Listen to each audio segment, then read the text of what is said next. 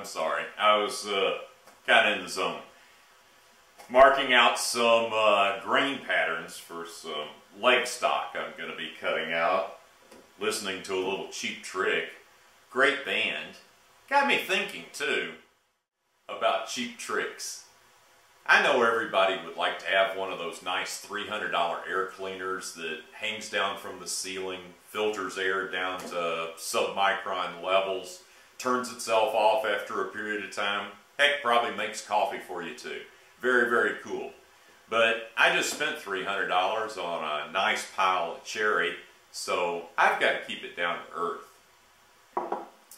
This isn't a new trick. Certainly a lot of guys have duct taped a filter over a box fan in the past, and it works okay. But come on, we're woodworkers, and duct tape really has no place in our shops. So let me show you a little bit more upscale version of a Cheap Trick. To make our Cheap Trick substitute for a $300 air filter, first thing we're going to need is a fan. This is just your basic old 20-inch box fan. I picked this up yesterday for 15 bucks. Usually about 20 bucks, but it was on sale.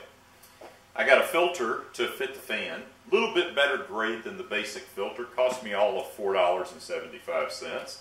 And I got some J-channel. This is available in the vinyl siding section of the store. Going to need about 6 feet of that.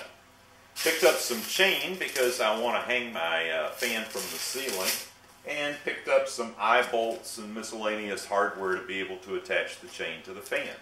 And we're ready to go. Okay, so we got the fan out of the box, got the labels off of it. Now all we want to do is just remove the back grill. We won't be needing that. This is on the suction side of the fan. And then we want to just drill an access hole in each of the 4 corners so that we can put in our eye bolts and hang this from the ceiling. So I've got an eye bolt here with a nut threaded on it and a washer. Stick that through the hole. Add another washer. Add a lock washer. And put on the other nut. Tighten that up and do that in all 4 corners. That's where we'll hang the fan. I cut a short piece of J-channel here to go across the bottom of the fan.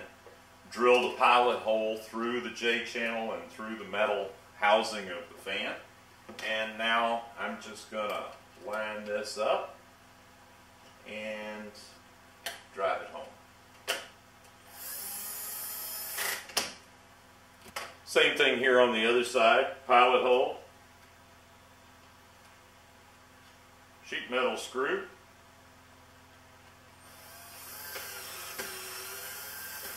And tighten it home. Now with the bottom piece in place, I'm going to take the filter, flip it into the J-channel, center it on there, and this will give me the dimensions of where to cut and place the other 2 pieces of J-channel.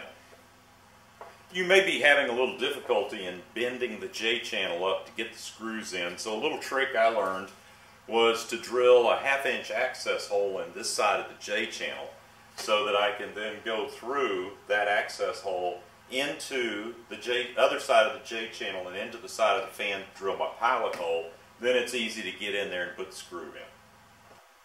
Now with the J-channel attached on both sides, it's pretty easy to slide the filter home.